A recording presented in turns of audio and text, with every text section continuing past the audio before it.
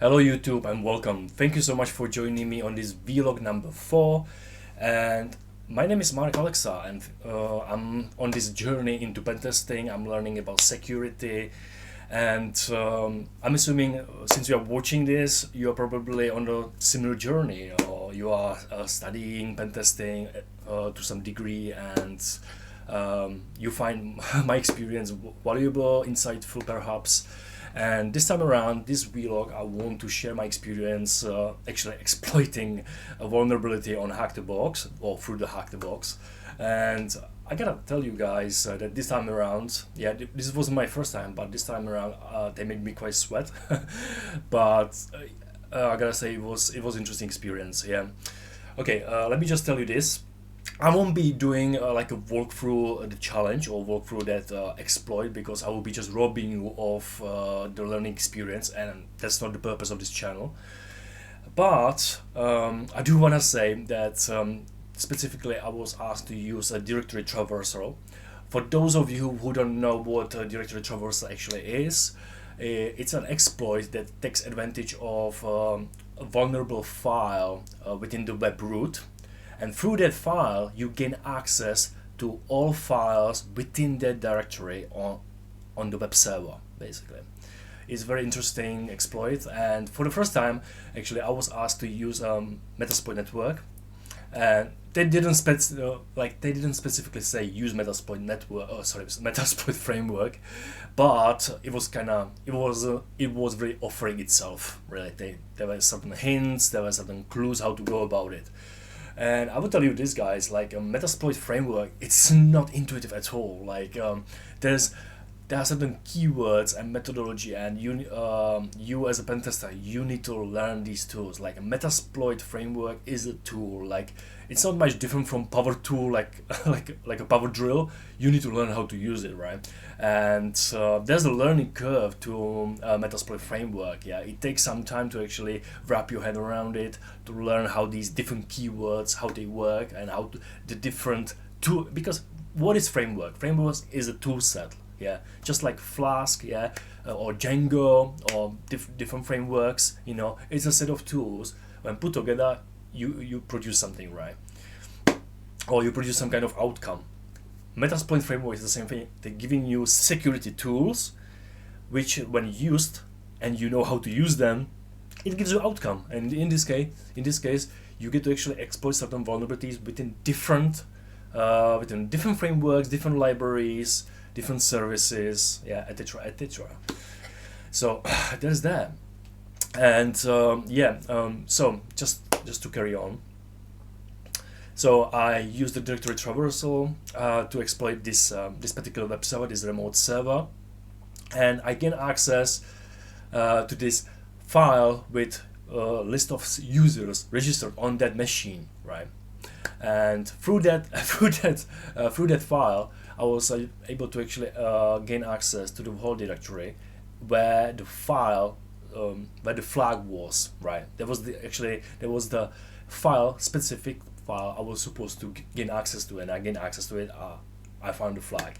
For those of you who don't understand this jargon of finding a flag, the best I can describe it really is it like a rock climbing. You are climbing this rock, you are trying to get on the top because you know there's going to be a flag or something that resembles a flag, and it basically gives you this it gives you this impression: I conquered this rock, I'm at the top, I won. Right? That's the target, yeah. And the only difference here really is that when you're climbing rocks, you know for certain that the flag will be at the very top of the rock, right? It won't be somewhere in the middle, on a cliff or whatever, right? Or the edge. It certainly won't be somewhere towards the bottom, because there would be no point of going up. Yeah, so there's the difference there. You know for certain it's going to be at the top of the rock, yeah. But with pen testing, the flags, yeah, you have no clue where you will find them, yeah. You only know that it's going to be somewhere on a machine, but you need to figure out how to find what exploit, what service could you use, and how to exploit that service so that you can actually get to the flag, get to the specific file. That's the best I can describe it, yeah. And Yeah, I'm not gonna lie to you. This time around, when I was actually when I was actually doing this challenge, yeah, they made me sweat because first of all, like I said, the Metasploit framework wasn't intuitive at all, so there's a learning curve to it. And when I don't count few minutes, it took me almost 3 hours to find a flag. Almost 3 hours. That wow. Uh, but I was super happy when I actually finally found it, and like that's the real learning experience right there, you know.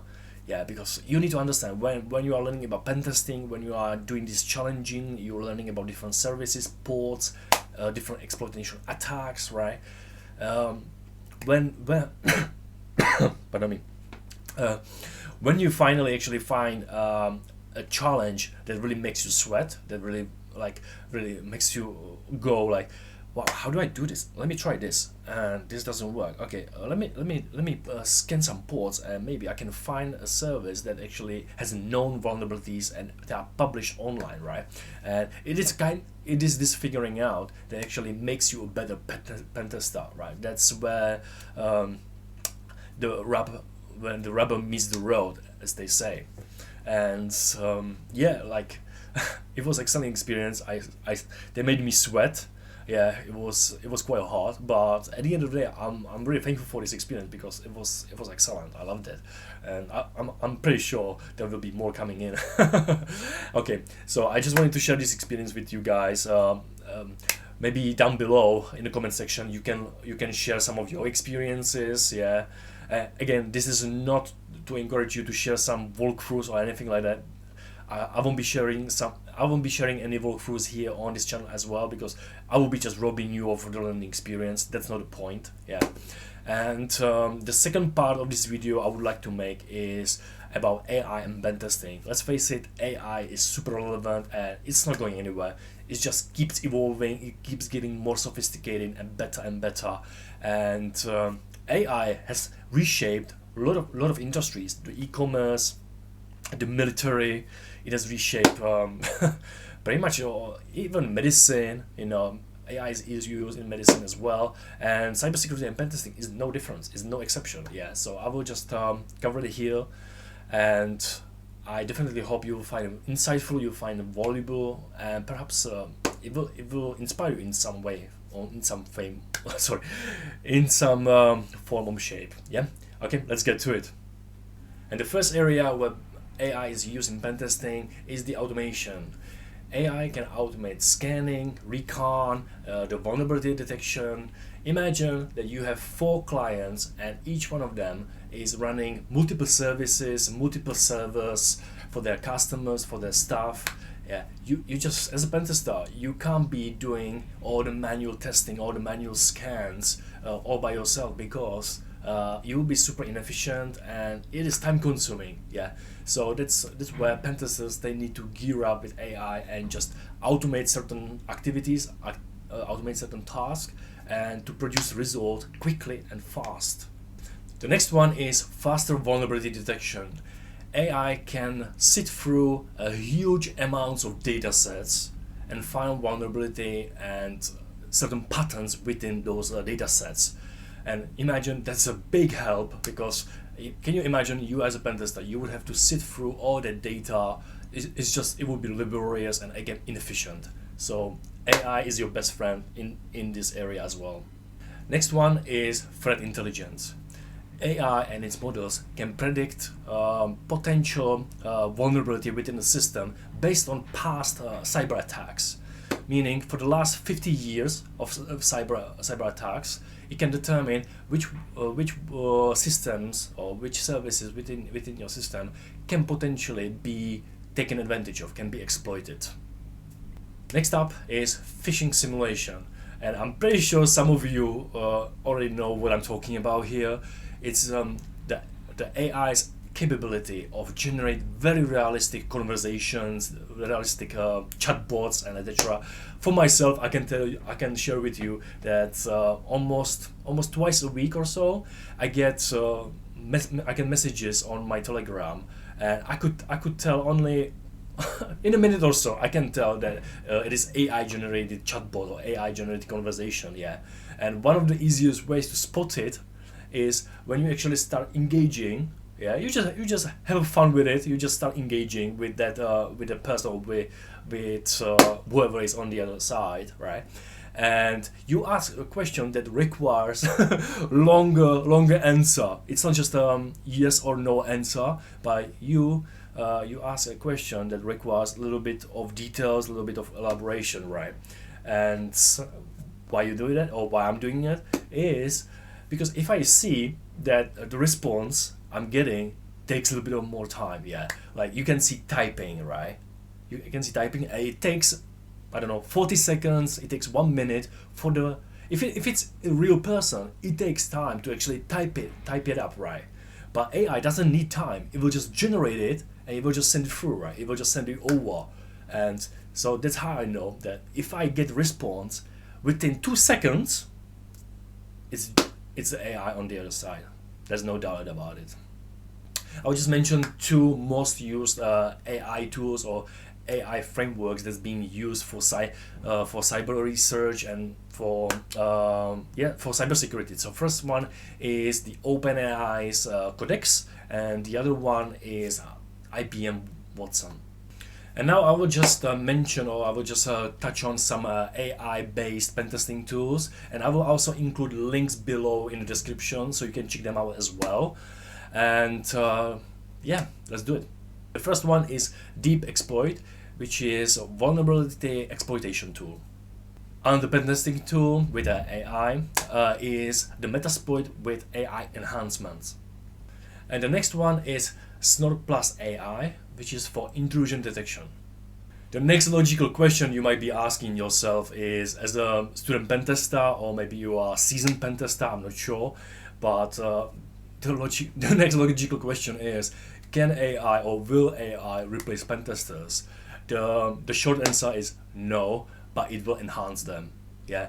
In other words, like you can refuse to use AI in your pentesting work or in your pentesting career, but it will only slow you down. It will just hold you back, really. And people or pentesters who embrace AI, who embrace the tools that it brings, they will be just getting ahead. Yeah. And I think that can be pretty much be said about any career where AI is being used, but as in network engineering. I think it was few months back when I went to a Cisco event, and like the room was filled with people who have CCNA, who have CCNP, and other similar certifications, right? And entry-level people as well. And on the stage we had a host, right? We had a speaker, and he did mention as he was speaking that AI won't replace network engineers, but network engineers who use AI for their work, or who learn how to use AI, their career will go much faster. They will level up. They will progress in their careers. And I think that can be pretty much said about any industry that uses AI or has embraced AI. Okay, so this is it for today's video. I would like to just ask you, what are your thoughts about AI in pentesting? What's your experience? What are your ideas, or what are your impressions? Yeah, do you think AI will improve pentesting in the future, or just tell me what are your thoughts about this? I really appreciate it. And lastly, thank you so much for joining me on this vlog number 4. I hope you find it insightful. I definitely hope you find some value in it as well. If you have any feedback, constructive criticism, share it in a comment below, and I will see you next time. Bye.